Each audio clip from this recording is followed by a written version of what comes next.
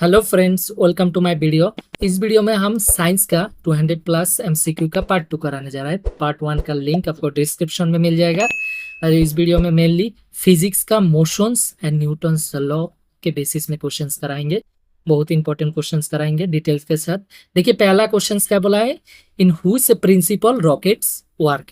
Rocket किस सिद्धांत पर काम करता है, रॉकेट जो है वो कौन सा सिद्धांत पर काम करता है। तो ये है न्यूटन्स थर्ड लॉ।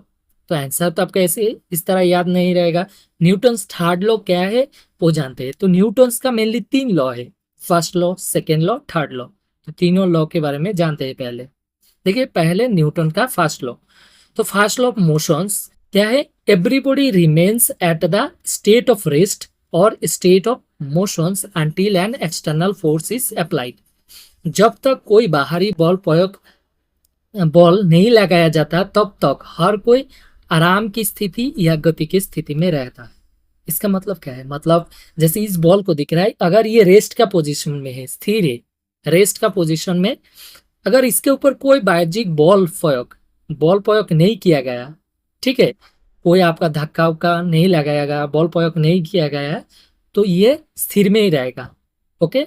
और जो अगर इसका पोजीशन, अगर ये कोई एक बॉल गति कर रहा है, ठीक है, मोशन में है, अगर इसके ऊपर कोई बाह्यिक बॉल प्रयोग नहीं किया गया, ठीक है, तो ये मोशन में ही रहेगा। तो यही बोला है न्यूटन फर्स्ट लॉ। अगर कोई स्थिर वस्तु है तो स्थिर में रहेगा, अगर कोई बाह्यिक बॉल नहीं प्रयोग किया, अगर कोई मोशन में है तो मोशन में रहेगा। क्लियर। फॉर एग्जाम्पल, एक बॉल को हम मारा है, अगर इसके ऊपर जो बॉल प्रयोग नहीं किया गया तो ये बॉल जिंदगी भर चलता रहेगा। लेकिन ऐसा होता नहीं, क्योंकि ये जो नीचे है भूमि, एक घर्षण है, ये भूमि अपोजिट डायरेक्शन में अपना घर्षण बल प्रयोग करता है। ओके, अपोजिट डायरेक्शन में, तो इसीलिए बॉल रुक जाता है। तो न्यूटन सिद्धांत ने यही बोला है, फर्स्ट लॉ बोला है, अगर कोई बॉल प्रयोग नहीं किया गया, अगर घर्षण नहीं होता सरफेस में, तो ये जिंदगी भर चलता रहता। ओके, अगर स्थिर वस्तु स्थिर में रहता और मोशन का वस्तु मोशन में रहता है। तो ये बोला है न्यूटन फर्स्ट लॉ। और न्यूटन फर्स्ट लॉ को और एक लॉ से नाम से जाना जाता है, law of inertia. Law of inertia, inertia. Okay. और ये जो लॉ ऑफ इनर्शिया सिद्धांत किसने दिया था, गैलीलियो में। गैली गैलीलियो ने ये लॉ ऑफ इनर्शिया का सिद्धांत पहले दिया था। बाद में इसी लॉ को न्यूटन का 3 लॉ में एक लॉ इंक्लूड किया गया। ओके।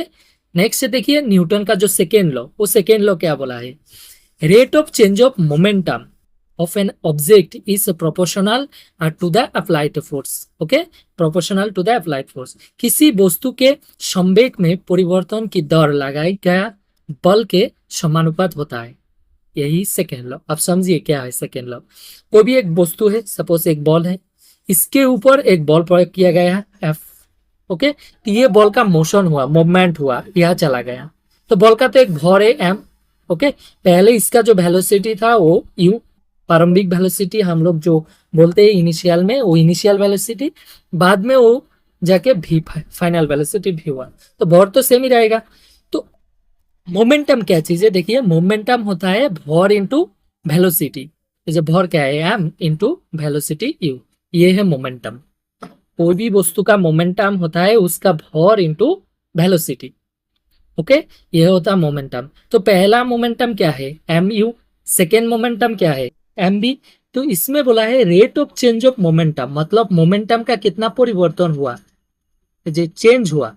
अगर हम सेकेंड से एम भी माइनस एम यू करेंगे, जो परिवर्तन हुआ, तो क्या रेट ऑफ चेंज ऑफ, मतलब किसी भी टाइम लगा यहाँ से यहाँ तक जाने में, जो जो टाइम लगा, तो rate of change of time ये डायरेक्टली प्रोपोर्शनल टू क्या है, फोर्स के प्रोपोर्शनल है।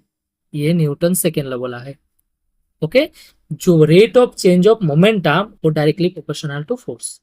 तो ये इतना आपको डायरेक्टली थ्योरम तो जानना जरूरी नहीं है, जस्ट समझिए। तो ये इसका जो फॉर्मूला है एफ इक्वल टू एम है, डायरेक्टली किस ये से आया। देखिए, एम को कॉमन ले लेंगे तो क्या हो जाएगा, ऊपर में भी माइनस यू, नीचे टी, और ये जो भी माइनस यू बाई टी ये होता है त्वरण, तो एम ए। तो इसीलिए फॉर्मूला है क्या, F equal to M a. Newton का second law formula F equal to M A.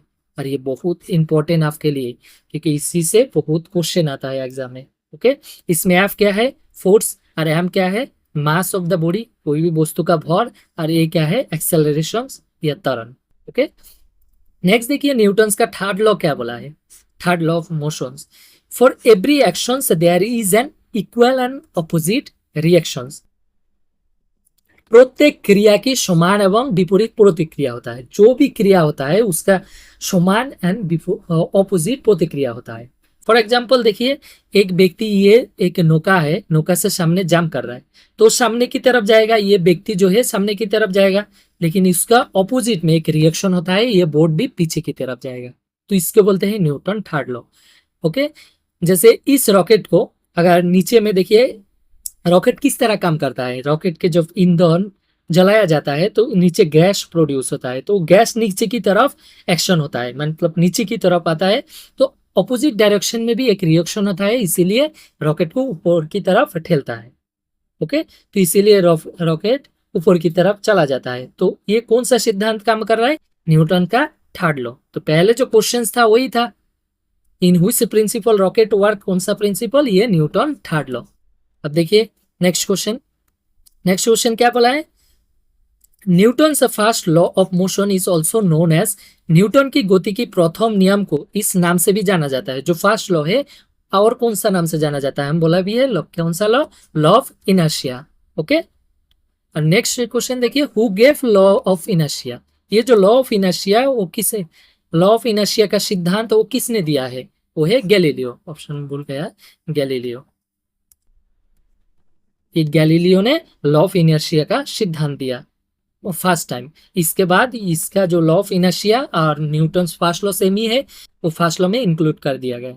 Okay, next question देखिए, what is the formula of momentum, अभी बोले थे मोमेंटम का फॉर्मूला क्या है, कोई भी एक वस्तु है तो उसका एक एम है, ओके, अगर इसका गति कर रहा है तो एक वेग होगा इसका भी, तो मोमेंटम होता है मास इनटू वेलोसिटी, वेलोसिटी। तो ये बहुत इंपॉर्टेंट है, डायरेक्टली क्वेश्चन आ चुके हैं, ये प्रीवियस ईयर का क्वेश्चन है, जो संवेग का सूत्र क्या है, तो direct mass into velocity. Okay, next question देखिए, if the velocity of the body is 4 metre पर सेकेंड, देखिए वेलोसिटी देखे रखा है 4 मीटर पर second, and it's mass 12 KG, mass भर देखे रखा है 12 केजी, फाइंड द मोमेंटम। देखिए मोमेंटम निकालने का डायरेक्ट मैथ दे दिया, यदि पिंडों का वेग 4 मीटर पर सेकेंड एंड द्रव्यमान 12 किलोग्राम है तो संवेग ज्ञात कीजिए, तो इसका मोमेंटम निकालने के लिए बोला है। तो मोमेंटम का फॉर्मूला क्या है, मोमेंटम एक्चुअली पी से सिंबल होता है, तो P momentum equal to mass into velocity, M into V, अभी फॉर्मूला बोले थे momentum equal to mass into velocity, बैठा दीजिए, बहुत इजी। देखिए फॉर्मूला अगर पता है फिजिक्स का तो बहुत इजी, आपको सिर्फ ट्रिक सीखना है कैसे करते हैं। तो एम बैठा दीजिए 12 इंटू वी 4, 4 बार 48, 48 केजी मीटर पर सेकेंड, केजी मीटर पर सेकेंड। ओके, तो मोमेंटम कौन सा हो जाएगा, 48 केजी मीटर पर सेकेंड, इसमें भूल गया मीटर पर सेकेंड। ओके, नेक्स्ट क्वेश्चन देखिए, Newton second law of motions leads to the law of conservation of, Newton की गति का दूसरा नियम किसकी संरक्षण के नियम की ओर ले जाता है, तो कौन सा लॉ ऑफ मोमेंटम का, क्योंकि न्यूटन सेकेंड लॉ ही बोला है, rate of change of momentum हम दिखाया थी, तो मोमेंटम से रिलेटेड है, न्यूटन का सेकेंड लॉ जो है वो किससे रिलेटेड है, मोमेंटम से। नेक्स्ट क्वेश्चन देखिए, with respect to the equations of motions which of the following is incorrect, गति के समीकरण के संबंध में निम्नलिखित में से कौन सा गलत है, कौन चीज का, इक्वेशंस ऑफ मोशंस। देखिए इक्वेशंस ऑफ मोशंस 3 तो होता है, इसमें देख सकते हैं इक्वेशंस ऑफ मोशंस, पहला का है v equal to U plus a t, second S equal to U T plus half a t square, third v square equal to U square plus 2s। ये तीनों बहुत इंपॉर्टेंट है, इक्वेशंस ऑफ मोशंस, इसके related directly question आता है, तो जरूर याद कीजिएगा। अब एक चीज देखिए, कोई भी एक वस्तु है तो उसका भर एम है, जो इनिशियल मतलब उसका प्रारंभिक वेग होता है वो यू, और कुछ देर जाने के बाद उसका जो फाइनल वेग होता है वो भी, मास तो सेम ही रहेगा क्योंकि वस्तु का भर सेम ही रहेगा, और इसमें ये वस्तु यहाँ से यहाँ तक जाने में एक समय लगता है टी। तो ये जो सिद्धांत, इसी से ये तीन तो फॉर्मूला है। तो v equal to U plus A T एक फॉर्मूला है। देखिए v क्या है, final velocity, u initial velocity, a जो है वो त्वरण है, एक्सेलरेशन, और t समय, और s क्या है, इसमें दूरी, इसमें कितना दूरी तय किया है वो है s is equal to U T plus half A T square, और एक फॉर्मूला है v square is equal to U square plus 2s। तो ये तीनों इक्वेशंस ऑफ मोशन है। तो इसमें क्वेश्चन है, देखिए कौन सा गलत दिया है इक्वेशंस ऑफ मोशन, तो गलत कौन सा है वो देखना है। पहले देखिए v equal to U plus A T, ये तो सही है, ओके। इसके बाद S equal to U T plus half A T square, ये भी सही है। बाकी दो है, देखिए देखने में एक ही लग रहा है, 2as equal to V square minus, sorry U square minus V square, और ये V square minus U square. तो गलत कौन सा, देखिए मेरा जो टू ये वाला फॉर्मूला किससे रिलेटेड है, V square is equal to U square plus 2as, जो मेरा थर्ड फॉर्मूला था इक्वेशंस ऑफ मोशन का, V square equal to U square plus 2as। इसी से मैच कीजिए, देखिए एक साइड में वी स्क्वायर और यू स्क्वायर को लेकर आइए, 2as को इस साइड रखिए, तो इधर क्या हो जाएगा, वी स्क्वायर, यू स्क्वायर इधर आएगा तो क्या होगा, minus U square equal to 2as। तो 2as इज इक्वल टू क्या होता है, V square minus U square. तो कौन सा ऑप्शन है, V square minus U square, ये तो करेक्ट है। इसमें गलत पूछा है तो गलत कौन सा हो जाएगा, ये। देखिए कितना इजी है, आपको फॉर्मूला सिर्फ याद करना है, ओके। नेक्स्ट क्वेश्चन देखिए, if u and v are the initial and final velocities, इसमें मेंशन भी किया है u initial velocities and v final velocity and s is the distance, s क्या है, डिस्टेंस है, cover in a time t, then which of the following equation is correct. इसमें वही question है, कौन सा करेक्ट है वही दिया है। यदि u और v प्रारंभिक और अंतिम वेग है और s समय t में तय की गई दूरी है, तो निम्नलिखित में से कौन सा समीकरण सही है। तो कौन सा सही होगा वो देखिए, एक तो v square equal to square plus 2s, ये सही है डायरेक्टली। बाकी एस इक्वल टू मेरा फॉर्मूला था का, s equal to U T plus half A T square. देखिए s equal to you t तो इस साइड में है, तो यू टी को प्लस यू टी इस साइड में लेंगे माइनस के, लेकिन मेरा ओरिजिनल में माइनस नहीं है तो ये गलत है। इसके बाद वी इक्वल टू मेरा original formula, V equal to U plus A T, मतलब भी अगर 80 को इस साइड में लेके आएंगे तो माइनस हो जाएगा, लेकिन इधर तो प्लस है। अगर इस 80 को इस साइड में ले आएंगे इस इक्वेशन की तरह बनाने के लिए तो माइनस हो जाएगा, तो लेकिन मेरा ओरिजिनल सूत्र में क्या है, प्लस है, तो ये भी गलत है। इसके बाद मेरा और एक फॉर्मूला था V square is equal to E square plus 2as, देखिए इसमें क्या है, प्लस था लेकिन इसमें माइनस दिया, तो ये भी गलत है। तो राइट कौन सा है, ये है ए नंबर, ओके। नेक्स्ट क्वेश्चन देखिए, change in the velocity of an object per unit time is called, प्रति इकाई समय में किसी वस्तु के वेग में परिवर्तन कहलाता है। कोई भी एक वस्तु है उसका जो वेग में परिवर्तन होता है कोई भी एकक समय में, उसको क्या कहलाता है, वो है एक्सेलरेशंस। अब देखिए नीचे, एक्सेलरेशंस क्या होता है, rate of change of velocity, मतलब वेलोसिटी में परिवर्तन का हार को क्या बोलते हैं, एक्सेलरेशन से बोलते हैं, त्वरण बोलते हैं। देखिए कोई भी एक वस्तु है, इसका इनिशियल वेलोसिटी u, अगर कुछ देर जाने के बाद, बल प्रयोग होने के बाद कुछ देर चला गया, ये क्या हो गया, v हो गया। तो इसके यहाँ से इन्हें यहाँ तक जाने में एक टाइम लगा क्या, t। तो ये जो क्या बोला है, rate of change of velocity, देखिए पहला वेलोसिटी u, सपोज हम 10 मीटर पर सेकेंड ले लिया, इसके बाद फाइनल वेलोसिटी 20 मीटर पर सेकेंड ले लिया, तो कितना चेंज हुआ इसमें, पहले 10 था बाद में क्या हो गया 20, तो टोटल चेंज कितना हुआ, 10 मीटर पर सेकेंड चेंज हुआ, क्लियर। तो चेंज कैसे निकालेंगे, ऐसे 20 माइनस 10, तो इस तरह, मतलब 20 मतलब क्या है, v माइनस यू। जब भी हम चेंज ऑफ वेलोसिटी निकालेंगे तो कितना चेंज हुआ, v माइनस यू, और कितना समय में, t है, t में, तो यही होता है त्वरण, acceleration, a equal to we minus you by T. तो ये त्वरण का फॉर्मूला है, याद रख लीजिए, a equal to we minus you by t, मतलब rate of change of velocity, अगर वेलोसिटी का परिवर्तन हो रहा है तो इसमें क्या है, एक्सेलरेशन। और rate of change of distance, दूरी, अगर दूरी का परिवर्तन का दर क्या होता है, गति, स्पीड। देखिए स्पीड और वेलोसिटी दो अलग चीज है, क्योंकि अगर पहले देखिए डिस्टेंस क्या होता है, डिस्टेंस मतलब कोई भी एक वस्तु आप यहाँ से ऐसे चलकर स्टार्ट किया यहाँ तक पूछे, ठीक है, तो ये जो कितना दूरी तय किए आप, ये होता है डिस्टेंस। और डिस्प्लेसमेंट क्या होता है, ये जो शॉर्टकट दूरी है दोनों के बिंदु में, आप यहाँ से स्टार्ट किए थे, ये शेष किए थे, इन दोनों के बीच में जो डायरेक्ट शॉर्ट डिस्टेंस है, शॉर्टकट दूरी है, उसको बोलते हैं डिस्प्लेसमेंट। यही तफात है डिस्टेंस एंड डिस्प्लेसमेंट में। क्लियर? तो डिस्टेंस का अगर चेंज हो रहा है, मतलब कोई भी एक व्यक्ति यहाँ से यहाँ तक जाने के लिए कोई तो एक टाइम लगा होगा ना, तो जिस इज डिस्टेंस बाय टाइम, यही होता है स्पीड। और ये वेलोसिटी क्या होता है, displacement by time. Displacement by time,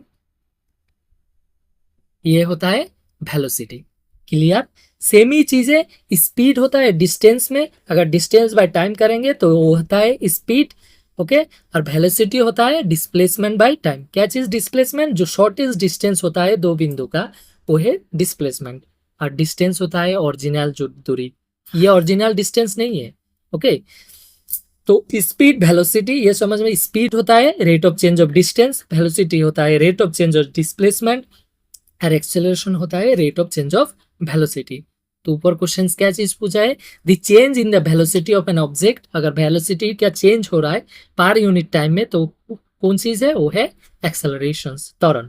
okay, next question देखिए, the first equations of motions gives the relations between. गति का पहला समीकरण इनके बीच से संबंध बताता है। दो इक्वेशन देखिए, first equation of motion, 3 equation of motion हम दिए थे, तो इसमें से फर्स्ट इक्वेशन ऑफ मोशन कौन सा है, v equal to U plus A T, ये है फर्स्ट इक्वेशन ऑफ मोशन। तो कौन सी इसका रिलेशन है, देखिए ये है वेग, इनिशियल फाइनल वेग, और यू मतलब इनिशियल वेग, ए मतलब त्वरण एक्सेलरेशन, टी मतलब टाइम। तो रिलेशन कौन सी इसका है, वेलोसिटी टाइम एंड एक्सेलरेशन के बीच में। ओके, नेक्स्ट क्वेश्चन देखिए, calculate the accelerations produce when a force of 6 newton is applied to an object of mass 20 kg। जब 20 किलोग्राम द्रव्यमान की वस्तु पर 60 न्यूटन का बल लगाया जाता है तो उत्पन्न त्वरण की गणना कीजिए। देखिए फिजिक्स का मैथ, साइंस जब रहेगा कोई भी एग्जाम में, जैसे रेलवे सेक्टर में, तो फिजिक्स का मैथ जरूर आता है। तो इसमें क्या बोला है, कोई भी एक वस्तु है, उसका मास क्या है 20 किलोग्राम। ओके, देखिए जब 20 किलोग्राम द्रव्यमान की कोई भी वस्तु पर, इसके ऊपर एक बॉल लगाया गया एफ, कितना 60 न्यूटन। देखिए बॉल क्या है 60 न्यूटन बॉल लगाया गया है। ओके, तो उत्पन्न हुआ त्वरण के माने, ऐसे कोई भी एक वस्तु को ऊपर जब आप बल प्रयोग करेंगे तो उसका जो गति होगा तो त्वरण उत्पन्न होगा, तो त्वरण के मान निर्णय करने के लिए बोला है, यही न्यूटन सेकेंड लॉ बोला है। ओके, तो त्वरण का मान, तो न्यूटन सेकेंड लॉ मतलब हमको त्वरण का मान चाहिए, ए का मान चाहिए। तीनों का रिलेशन कौन सा है न्यूटन सेकेंड लॉ में, F equal to M A. तो बेटा दीजिए मान, एफ का कितना मान 60 और एम कितना 20, हमको ए चाहिए इंटू ए। तो कैसे निकालेंगे, ए इक्वल टू इस 20 को इस साइड में जाएगा तो नीचे चला जाएगा 60/20, काटेंगे तो 3/20 साइड, तो ए कितना हो जाएगा 3, और ए का जो इकाई है, सो यूनिट है, वो कौन से क्या यूनिट है, मीटर पर सेकेंड स्क्वायर। तो एक्सेलरेशन का यूनिट क्या है, मीटर पर सेकेंड स्क्वायर, पहला वीडियो में बताया था हम। ओके, तो आंसर कौन सा है 3 मीटर पर सेकेंड स्क्वायर। तो ये होगा 3 मीटर पर सेकेंड स्क्वायर। देखिए मीटर पर सेकेंड स्क्वायर को, इसको हम इस तरह भी लिख सकते हैं ms-2। ओके, नेक्स्ट क्वेश्चन देखिए, the rate of change of displacement is called. विस्थापन परिवर्तन की दर को क्या कहलाती है, जो डिस्प्लेसमेंट को अभी थोड़ी देर पहले बताए थे, अगर डिस्टेंस का rate of change of distance होता है तो वो होता है स्पीड, अगर डिस्प्लेसमेंट होता है rate of change of displacement तो वो होता है क्या, वेलोसिटी। ओके, वेलोसिटी क्या चीज होता है, rate of change of displacement. Displacement क्या चीज है, कोई भी एक वस्तु यहाँ से यहाँ तक जाने के बाद जो शॉर्टेस्ट डिस्टेंस होता है वो है डिस्प्लेसमेंट। तो इसमें एक टाइम लगा है, तो ये जो d/t ये होता है velocity. Okay, displacement by time. Next question देखिए, the formula for finding the acceleration is. त्वरण का ज्ञात करने का सूत्र क्या है, अभी ऊपर में बताया था त्वरण का सूत्र, a इक्वल टू v-u/t, ये एक्सेलरेशन का सूत्र। ओके, a is equal to v-u/t, तो यही करेक्ट आंसर है, a is equal to v-u/t। Next question देखिए, the rate of change of momentum of a body is directly proportional to the, किसी पिंड के संवेग में परिवर्तन की दर सीधे डैश के समानुपात होता है। देखिए क्या होता है, रेट ऑफ चेंज ऑफ जो मोमेंटम है वो है डायरेक्टली अप्लाइड फोर्स, वही तो न्यूटन सेकेंड लॉ है, क्योंकि न्यूटन सेकेंड लॉ क्या बोला है, rate of change of momentum, जो मोमेंटम का परिवर्तन होता है तो ये एम ही minus M U by T, यही तो डायरेक्टली प्रोपोर्शनल टू फोर्स का होता है, अप्लाइड फोर्स। ये न्यूटन का सेकेंड लॉ डायरेक्टली दे दिया है। ओके, नेक्स्ट क्वेश्चन क्या है, the law of inertia was first propounded by whom, जड़त्व का नियम सबसे पहले किसके द्वारा प्रतिपादित किया गया है। जो लॉ ऑफ इनर्शिया वो सबसे पहले किसने दिया है, वो गैलीलियो बताया था। लॉ ऑफ इनर्शिया किसने दिया था, गैलीलियो ने। ओके, नेक्स्ट क्वेश्चन दिए, the rate of change into the velocity of an object per unit time is, ये क्वेश्चन रिपीट हो गया, जो rate of change of velocity वो कौन सी इसका, एक्सेलरेशंस। ओके, नेक्स्ट क्वेश्चन देखिए, the accelerations of an object is said to be dash when an object travel in a straight line and its velocity increase or decrease by an equal amount in equal interval of time, dash में क्या होगा, किसी वस्तु के त्वरण dash कहा जाता है, मतलब कौन सा त्वरण कहा जाता है जब कोई वस्तु एक सीधे रेखा में चलती है, कोई एक वस्तु इस स्ट्रेट लाइन में चल रहा है। ओके, और वो समान समय के अंतराल में समान वेग बराबर मात्रा में बढ़ता या घटता है। मतलब सपोज देखिए 5 सेकेंड में उसका वेग 10 मीटर पर सेकेंड बढ़ रहा है, अगला 5 सेकेंड में फिर 10 मीटर पर सेकेंड बढ़ रहा है, अगला 5 सेकेंड में फिर 10 मीटर पर सेकेंड बढ़ रहा है। देखिए तो टाइम भी समान है, समान समय के अंतर में समान डिस्टेंस समान वेग बढ़ रहा है। ठीक है, उसका वेग भी समान अंतराल में बढ़ रहा है, इसीलिए मेंशन है समान समय के अंतराल में उसका वेग भी बराबर मात्रा में बढ़ रहा है या घट रहा है। ठीक है, देखिए टाइम भी समान है, उसका जो बढ़ने का स्पीड है वो भी समान है 10 मीटर पर सेकेंड, तो उसको बोलते हैं यूनिफॉर्म एक्सेलरेशंस। ओके, अगर ये अलग अलग बढ़ता है समान समय के अंतर में, ये अलग अलग बढ़ रहा है, पहले 10 मीटर पर सेकेंड, इसके बाद 20 मीटर पर सेकेंड, इसके बाद फिर 10 व 15 मीटर पर सेकेंड, तो उसको बोलते हैं non uniform accelerations. Clear. Next question देखिए, which of the following has the largest inertia, निम्नलिखित में से किसका जड़त्व सबसे अधिक है। देखिए जड़त्व जो इनर्शिया है वो हमारा बॉडी का मास के ऊपर, भर के ऊपर डिपेंड करता है, जिसका भर सबसे ज्यादा होगा उसका इनर्शिया सबसे ज्यादा होगा भर के ऊपर। ओके, तो इसमें दिए गए ऑप्शन में सबसे देखिए pin and in pocket, in pot और एक फिजिक्स बुक और योर बॉडी, मतलब हमारा बॉडी, इसमें से सबसे भर ज्यादा किसका है, हमारा बॉडी का, तो आंसर कौन सा हो जाएगा, इनर्शिया सबसे ज्यादा हमारा बॉडी का। ओके, नेक्स्ट क्वेश्चन देखिए, मैथ दिया है, a bus travels uniformly from 36 kmph to 72 kmph। पहले एक बास का स्पीड पहले कितना था, 36 kmph kilometre per hour. Okay, इसका बाद इसका स्पीड क्या कितना हो गया बस का, 72 किलोमीटर पर आवर हो गया। और इसमें जो भरने में मतलब 36 से 72 स्पीड बढ़ने में कितना समय लगा, 5 सेकेंड। तो calculate the acceleration of the bus.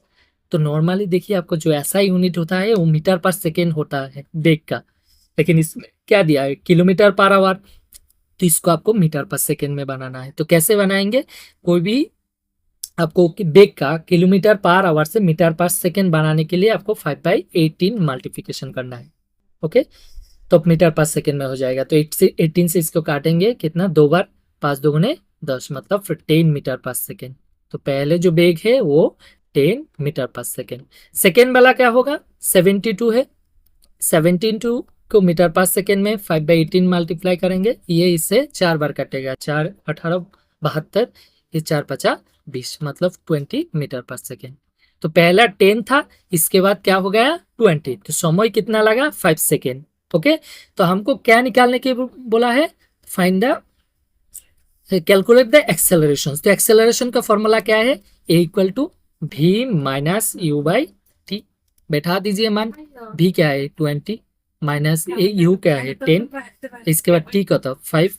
Okay, तो माइनस करेंगे 20 से 10 चला जाएगा 10 10/5, इक्वल टू क्या है, 5 से करेंगे 2 मीटर पर सेकेंड स्क्वायर। ये त्वरण का एसआई यूनिट है, मीटर पर सेकेंड स्क्वायर। देखिए ध्यान दीजिए, एसआई यूनिट मीटर पर सेकेंड, क्योंकि ऑप्शन में देखिए सब 2 है, लेकिन आपको एसआई यूनिट में देखना होगा। मीटर पर सेकेंड स्क्वायर, पर सेकेंड स्क्वायर को हम ऐसे भी लिख सकते हैं S-2। तो ये करेक्ट आंसर है 2 मीटर पर सेकेंड स्क्वायर। क्लियर। अगले क्वेश्चन से देखिए, correct relations of speed distance and time is.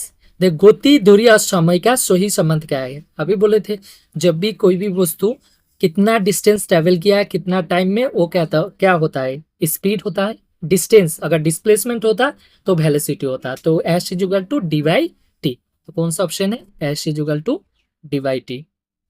Next question देखिए, what is the SI unit of force. बॉल की एसआई क्या क्या है। इसका आंसर आपको पता है तो आंसर कमेंट में जरूर लिखिएगा। इसी तरह आपको हर सब्जेक्ट का जीए के लिए, जनरल अवेयरनेस के लिए, पॉलिटी, इकोनॉमिक्स, हिस्ट्री, साइंस के लिए मेरी चैनल को सब्सक्राइब कीजिए। एंड वीडियो पसंद आए तो लाइक एंड शेयर जरूर कीजिएगा। मिलते हैं अगले वीडियो में।